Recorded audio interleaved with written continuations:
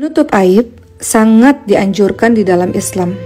Bahkan larangan mengumbar aib, kekurangan, kejelekan seseorang menjadi salah satu penyebab turunnya ayat suci Al-Quran. Salah seorang sahabat Rasulullah SAW bernama Salman Al-Farisi radhiyallahu anhu. Beliau biasanya setelah makan punya kebiasaan tidur kemudian mendengkur. Lalu perbuatan Salman Al-Farisi ini kemudian dipergunjingkan oleh orang-orang yang mengetahui perilaku Salman, sehingga akibatnya aib atau kekurangan dari Salman Al-Farisi ini tersebar luas. Maka atas kejadian ini turunlah ayat suci Al-Quran dalam surah Al-Hujurat ayat ke-12. Allah Subhanahu wa Ta'ala berfirman, A'udzu billahi minasyaitonir rajim. Ya ayyuhalladzina amanu ijtanibu katsiran minadh-dhann inna ba'dadh-dhanni itsm wa la tajassasu wa la yaghtab ba'dukum ba'dha ayuhibbu ahadukum ay ya'kula lahma akhihi maytan fakarihtumuh wattaqullaha innallaha tawwabur rahim. Yang artinya, hai orang-orang yang beriman, jauhilah kebanyakan prasangka atau kecurigaan, karena sebagian dari prasangka itu adalah dosa. Dan jangan cari-cari kesalahan orang lain, juga jangan menggunjingkan satu sama lain. Adakah seseorang di antara kamu suka memakan daging saudaranya yang sudah mati? Maka tentu kamu merasa jijik kepadanya. Bertakwalah kepada Allah Subhanahu wa Ta'ala, sesungguhnya Allah adalah penerima taubat lagi Maha Penyayang. Jadi di sini teman-teman sekalian, kita lihat bahwa Rasulullah SAW menyebutkan ada 3 dosa sosial di masyarakat secara berurutan yang tanpa sadar sebagian dari kita melakukannya. Yang pertama adalah berburuk sangka. Kedua adalah tajassus atau cari-cari kesalahan orang. Dan kemudian ketiga adalah ghibah atau membuka aib atau membicarakan kejelekan orang lain. Jadi berawal dari prasangka yang tidak pada tempatnya alias suzon, prasangka buruk. Setelah itu biasanya akan dilanjutkan dengan tajassus, cari-cari kesalahan, mencari informasi apakah prasangka kita benar atau salah. Setelah itu kemudian biasanya kita akan mulai ghibah atau membuka aib orang lain. Teman-teman, membuka aib orang lain seolah di zaman yang sekarang menjadi perkara yang sangat remeh, ringan. Dengan mudah kita membicarakan cacat atau celah pada orang lain, sehingga begitu mudah sekali meluncur dari lisan kita. Kita lupa, sahabat semua, kita membuka aib orang lain, membicarakan kekurangan, keburukan, celah orang lain, seolah-olah diri kita ini sempurna, tidak ada cacat, tidak ada celah, tidak ada dosa. Ada pepatah yang sering kita dengar, kuman di seberang lautan tampak, gajah di pelupuk mata tidak tampak. Apa maksudnya dari pepatah ini? Kita ini sering disibukkan dengan hal-hal yang sia-sia, sibuk dengan kekurangan orang lain, sibuk dengan aib orang lain, sementara lupa aib diri kita sendiri yang banyak ini justru tidak diperhatikan. Apa yang sebenarnya kita dapat ketika kita membuka aib orang lain, sahabat sekalian? Kepuasan, kesenangan, bahagia kita menjatuhkan kehormatan orang lain. Kita melakukan perbuatan itu tanpa kita berpikir apa dampak di dunia dan dampak di akhirat untuk kita sendiri. Padahal Allah Subhanahu wa Ta'ala berfirman, innamal mu'minuna ikhwah. Setiap mukmin itu bersaudara. Seorang muslim, kata Rasul, terhadap muslim yang lainnya ibarat satu tubuh. Kalau ada satu tubuh yang sakit, satu bagian tubuh yang sakit, maka bagian tubuh yang lain juga merasakan hal yang sama. Mari kita lihat perkataan atau sabda dari Rasulullah SAW dalam hadis riwayat Ahmad dan Abu Daud. Kemudian dalam Sahih Abu Daud dikatakan hadis ini adalah hasan sahih. Rasulullah SAW bersabda, wahai sekalian orang yang beriman dengan lisannya dan iman itu belum masuk ke dalam hatinya, janganlah kalian menghibah, membicarakan keburukan kaum muslimin. Jangan cari-cari kekurangan mereka, karena orang-orang yang suka mencari-cari kekurangan, kejelekan, keburukan kaum muslimin, Allah pun akan mencari-cari kekurangannya. Dan siapa yang dicari-cari kekurangannya oleh Allah, niscaya Allah akan membongkarnya di dalam rumahnya walaupun ia tersembunyi dari manusia.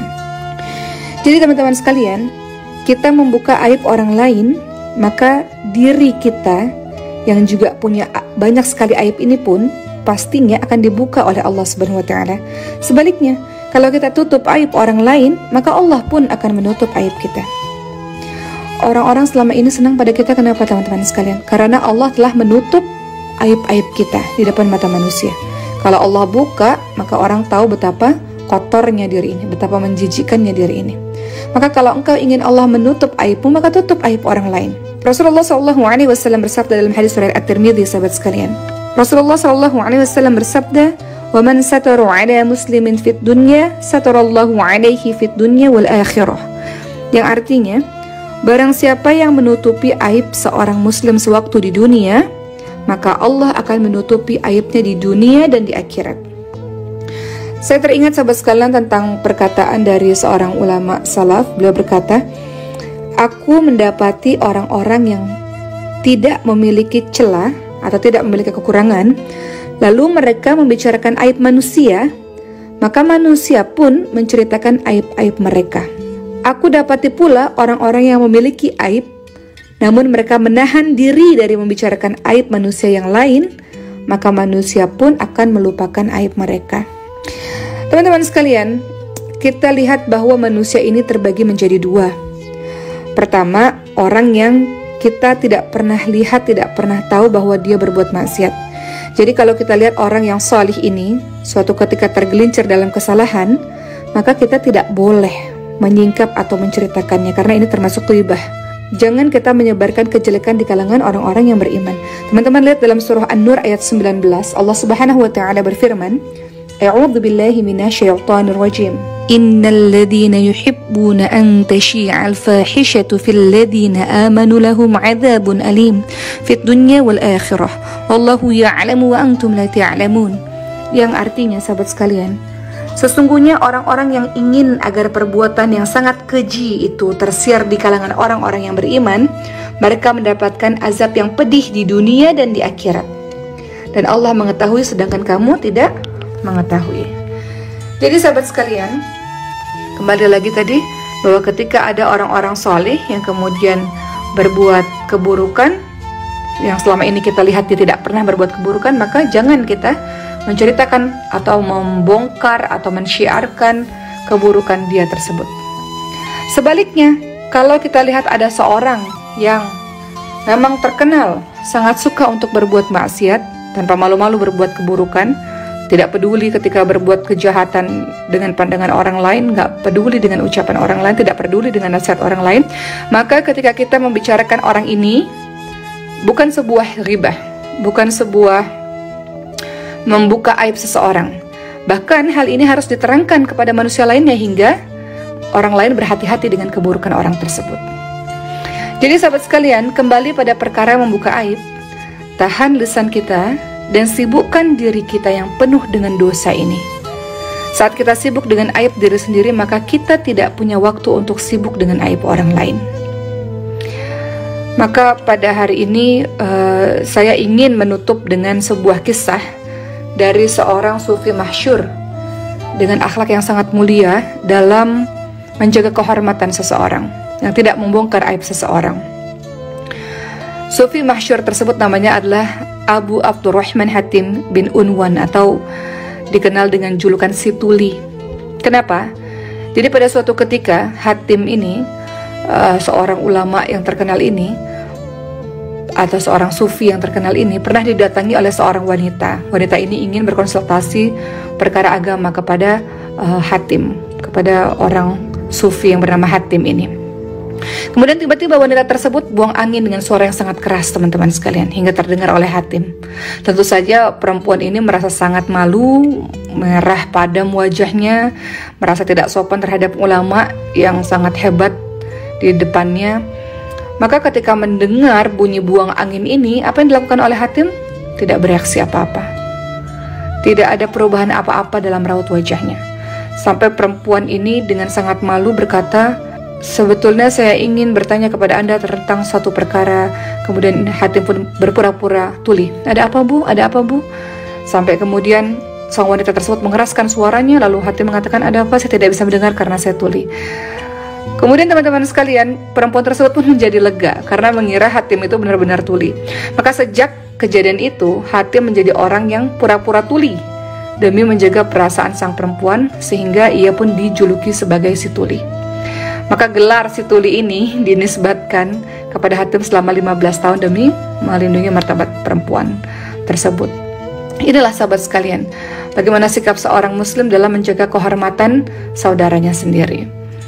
Jadi sahabat sekalian, kita tidak perlu bercapek-capek memikirkan aib orang lain atau bahkan menceritakan aib saudara kita di hadapan orang lain. Kita berkonsentrasi kepada aib kita sendiri. Aib kitalah yang paling tahu. Adapun aib orang lain kita tidak pernah tahu mengenai seluk-beluk hati mereka.